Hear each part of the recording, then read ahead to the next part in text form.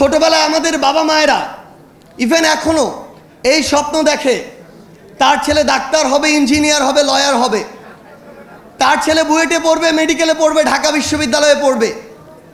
আপনাদের এমন একজন নেতৃত্ব, আপনাদের এমন সংগঠনের নেতৃত্ব, যেই সংগঠনের আহ্বায়ক ঢাকা বিশ্ববিদ্যালয়ের আইন বিভাগ থেকে পড়াশোনা করেছেন, আপনাদের সদস্য সচিব মেডিকেল থেকে পড়াশোনা করেছেন, আপনাদের মুখ্য সংগঠক বুয়েট থেকে পড়াশোনা করেছেন।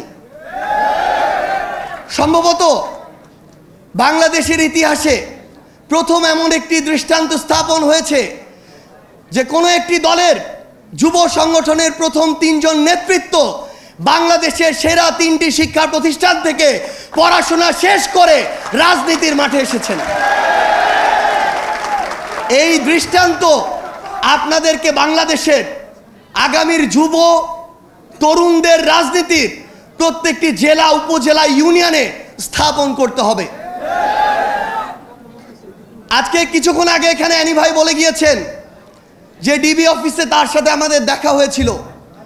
সত্যি সেদিন যখন ওই ডিবি অফিসের গারদের ছোট্ট একটা কামরায় শহীদউদ্দিন চৌধুরী অ্যানি, রুহুল কবির রিজভী, আন্দালিব রহমান পার্থ সহ বাংলাদেশের রাজনীতির গুরুত্বপূর্ণ নেতৃবৃন্দ বলতে আমরা যাদেরকে চিনি তাদেরকে একসাথে ছোট্ট একটি গারদের রুমে দেখেছি, সেদিন আমরা অনেক বেশি সেখান থেকে সাহস নিয়ে ফিরেছি। কিন্তু এখন যখন এই অভ্যুত্থান পরবর্তী বাংলাদেশে আমরা দেখি যে হাবিবুর রহমান, ফজলুর রহমানরা ফ্যাসিবাদের টোনে কথা বলে, তখন আমরা আবারও আশাহত হই। আমরা বিশ্বাস করি তারা শুধু 2 জন ব্যক্তি, তারা কোনো দলের প্রতিনিধিত্ব করে না, এবং আমরা বিশ্বাস করতে চাই তাদের এই টোনের বিরুদ্ধে ব্যবস্থা নিয়ে জাতীয়তাবাদের শক্তি বিএনপি দেখিয়ে দিবে তারা কোনো ফ্যাসিবাদের টোনকে আর জায়গা দিবে না। আমরা যখন ছোট ছিলাম, স্কুল, কলেজ, বিশ্ববিদ্যালয়ে পড়তাম, আমরা দেখেছি ওই জেলখানা থেকে বের হয়ে কিভাবে বুক টান করে, সিনা টান করে এই শহীদউদ্দিন চৌধুরী অ্যানিরা সামনে ওই আদালতের সামনে হাজিরা দিতে যেত। তার ওই হাঁটার দৃশ্য আমাদেরকে শিহরিত করে তুলেছিল। কিন্তু আমরা যখন দেখি, আমরা একটা অন্যায়ের প্রতিবাদ করলে, আমরা সত্যি কথাটা তুলে ধরলে, আমরা যখন যৌক্তিকভাবে সমালোচনা করি, তখন আমাদের বিরুদ্ধে 10 কোটি টাকার মানহানির মামলা দেওয়া হয়। তখন আমরা মনে করি এগুলো হচ্ছে আমাদেরকে ভয় ভীতি দেখানোর লক্ষণ। আমরা এটাও বিশ্বাস করতে চাই, এই যে কিছু মানুষ যারা এই কাজগুলো করে, আমরা বিশ্বাস করতে চাই তারা বিএনপির প্রতিনিধিত্ব করে না। আমরা বিশ্বাস করতে চাই তারা অতি উৎসাহী হয়ে ফুটেজ খাওয়ার আশায় এই কাজগুলো করছে। কিন্তু আমরা তখনই সেটা বিশ্বাস করতে পারবো যখন দেখব এসব লোকদের বিরুদ্ধে ওই সেন্ট্রাল কমান্ড থেকে উপযুক্ত ব্যবস্থা নেওয়া হয়েছে। সেদিনে আমি একটি লেখা লিখেছিলাম। লেখার 2টা পার্ট ছিল, কারণ ঘটনা 2টা ছিল। আমাদের একজন সাংবাদিক ভাইকে বিএনপির ওইখানকার স্থানীয় একজন কর্মী আহত করেছে, এটা ছিল প্রথম প্যারা, যেটা সত্য। দ্বিতীয় প্যারা ছিল স্থানীয় একজন, আমি লিখেছিলাম চাঁদাবাজ সন্ত্রাসী, আমি স্পষ্ট করে লিখেছিলাম চাঁদাবাজ সন্ত্রাসী আমার আরেকজন সাংবাদিক ভাই তুহিনকে গলা কেটে হত্যা করেছিল।